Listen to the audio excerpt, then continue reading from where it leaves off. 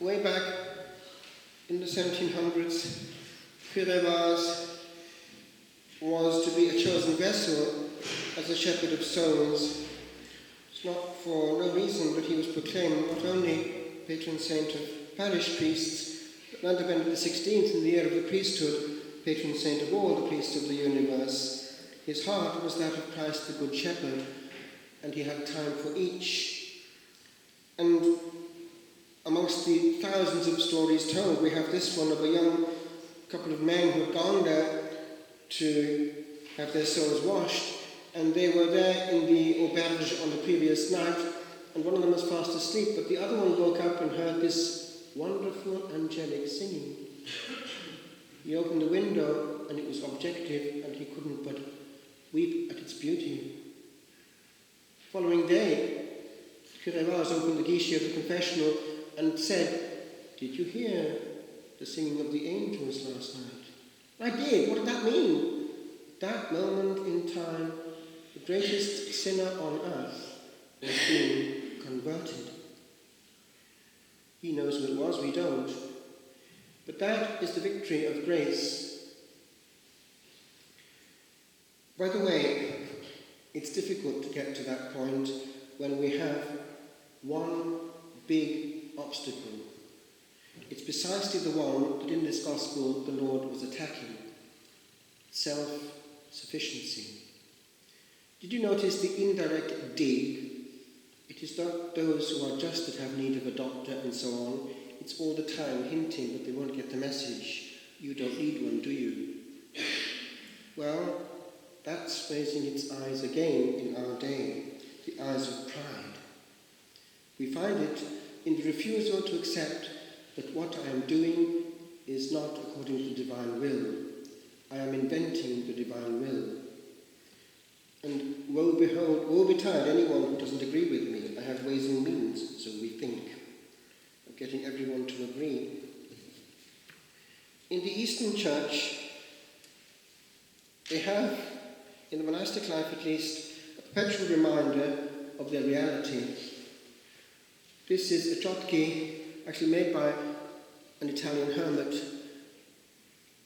And this has to be used every day. A huge number of these Jesus prayers are said every day.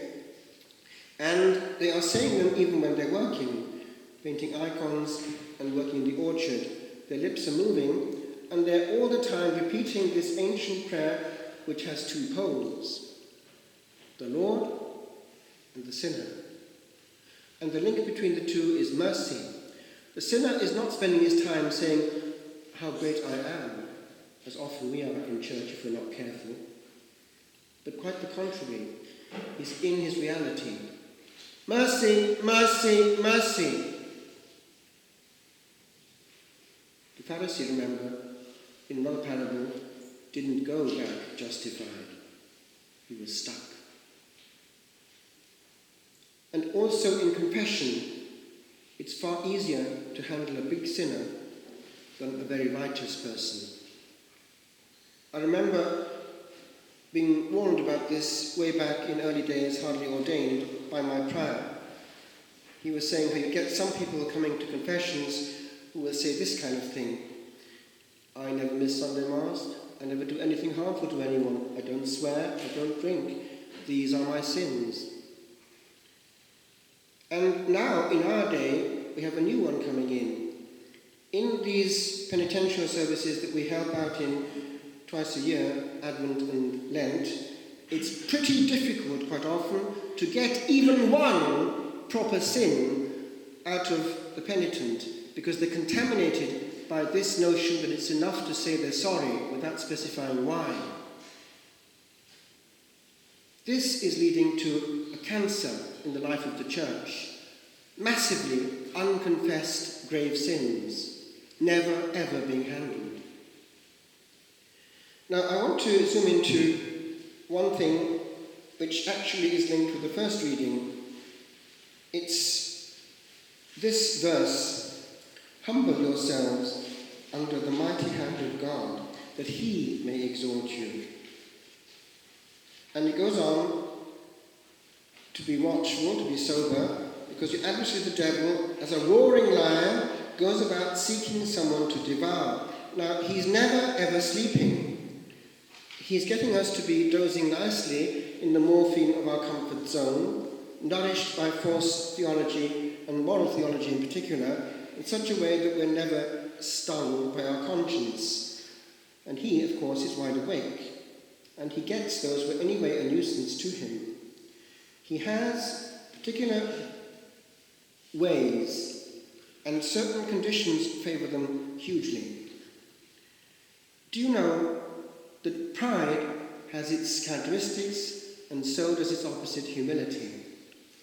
Pride is noisy, and so it is that if one sees a great talker, one can soon detect some form of pride. What's happening? He is reigning over others. I am. I want this space, all of it. And everyone follows suit in his conversation. He happens to in monasteries. Also, he has all knowledge and all wisdom. Woe betide anyone who contradicts one syllable of what he says. He is sure of himself. He has nothing more to know. Also, the proud owns his gifts. Actually, he may have genuine gifts, but he owns them. Now, all these are found in the original fall of Lucifer. It is interesting that right now, over this land, there's been quite a lot of parading in pride. Pride was the original downfall of the brightest of creatures. That's why he fell. He knew it. He was the brightest of all. Now, if we find ourselves in a situation where we are proud of our state and have got to such a hardness of heart that our state is the correct state, our state of soul is actually beyond redemption at that point. The Lord in no way can get through to us. We have reigned over God. We have commanded God what to say and what not to say. Non serviam! It's exactly what Satan said at the beginning of angelic time. I will not serve. I will not obey. It's the same thing in Latin. So, just to get this straight, true mercy is to want not the hardening of heart of a person in his state, but that at all costs some grain of light will come through. A person may have tendencies, but we don't invite any person, whatever those tendencies, our own too, to indulge in things out of the will of God. It doesn't make sense that some categories of people have special privileges. They can sin, others can't. The logic is just beyond human reasoning. It's not for no reason, but before we do theology, we have to do 2 or 3 years of philosophy. It's the handmaid of theology. Reason well. Humility actually is a very beautiful virtue. If you look around in the annals of the saints, you will find one characteristic. The humble abdicates.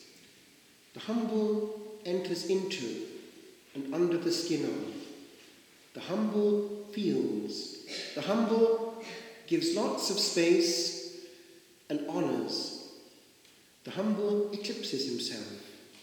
Curé Vaz never wanted to appear on a photograph. In French, tant aimait-il s'effacer, so much did he love to efface himself, to efface himself, to efface himself.